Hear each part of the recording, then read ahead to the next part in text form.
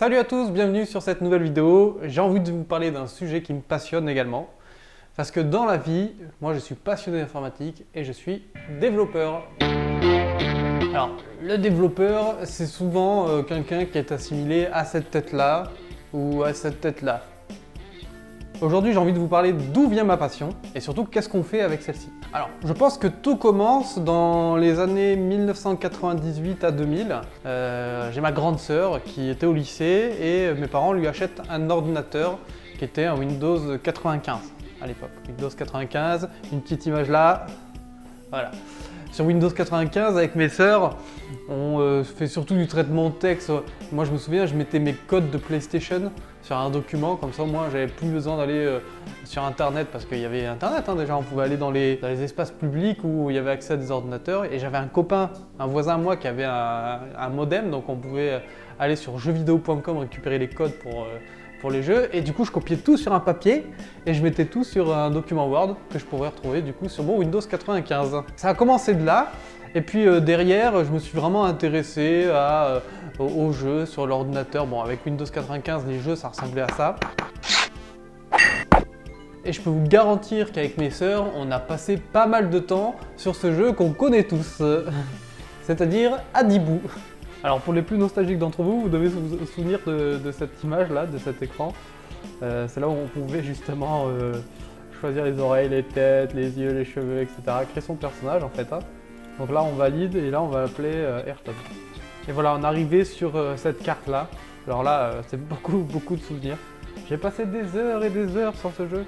Alors si je me souviens bien, ici on pouvait faire son potager. Là ici, il y a une maison avec différentes activités, des chansons, des jeux, etc. Là ici c'est le nid des oiseaux. Là ici on pouvait repeindre la maison également. Donc on peut la mettre en glace. Donc là hop. Voilà. Et là vraiment, alors ça c'était là où je pense que j'ai passé le plus de temps. On pouvait confectionner des gâteaux. Et si on se loupait, ça donnait des gâteaux dégueulasses, etc. On choisit une pâte, on choisit un ingrédient de base, on mélange avec des sucrés salés si on veut, et puis à la fin, si on mélange trop de sucrés salés, il nous dit que le gâteau est dégueulasse. Confiture, chocolat et miel. Validé. Ouais. Et après, on pouvait le décorer, ouais, c'est ça, on pouvait mettre des bougies. Alors, on va fêter les 300 vues sur ma première vidéo. Donc, on va mettre 300 bougies.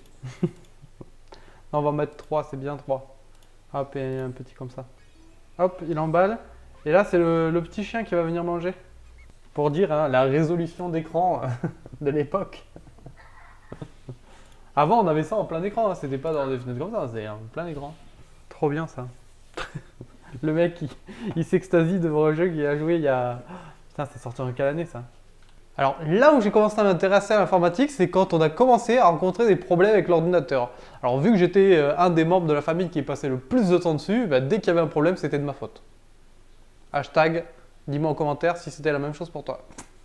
Donc bah, vu qu'on m'accusait, il fallait que je trouve des solutions, donc bah, j'ai appris sur le tas. Moi pendant ma période d'adolescence, j'ai connu Dofus à 90% de mon temps et 10% d'école. Alors il y avait un truc de l'époque, dans les années 2004-2005, si tu voulais faire un métier de l'informatique, il fallait être balèze en maths.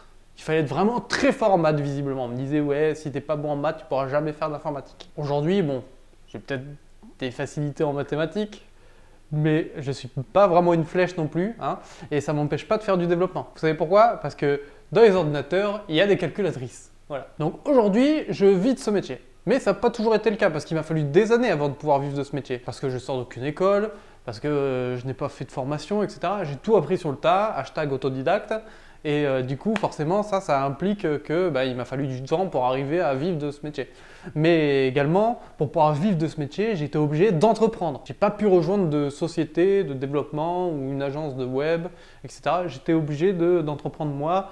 Donc j'ai commencé par faire du dépannage informatique à domicile chez les particuliers, et ensuite j'ai commencé à créer des petits sites internet, des choses comme ça, puis développer des logiciels, des applis mobiles, des jeux vidéo, enfin bref, voilà.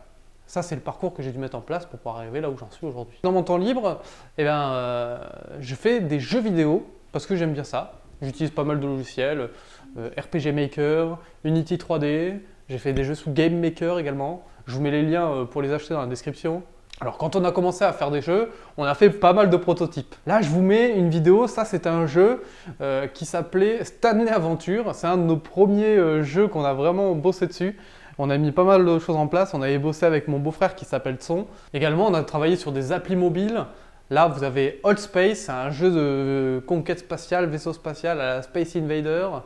Voilà, où il faut arriver à faire le maximum de points. Après on a fait plein de petits jeux, vous les voyez tous défiler dans l'image. Je vous ai mis quelques liens en description pour pouvoir en télécharger certains. La plupart sont pas finis, c'est des prototypes surtout de jeux qu'on a fait. Voilà, alors ça c'est le type de logiciel qu'on utilise pour faire des jeux aujourd'hui, hein. C'est-à-dire le logiciel s'appelle Unity 3D.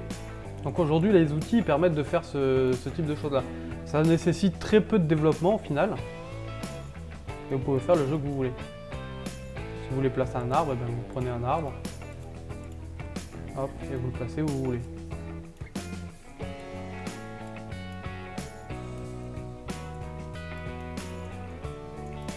Voilà, j'avais envie d'évoquer ce parcours avec vous. Sachez que dans la vie, quand on veut obtenir quelque chose et quand on veut vivre de sa passion, il faut travailler. Ça, il n'y a pas de secret. Merci à tous d'avoir suivi cette vidéo. En tout cas, n'hésitez pas à croire vos rêves. Mettez-vous en place des objectifs.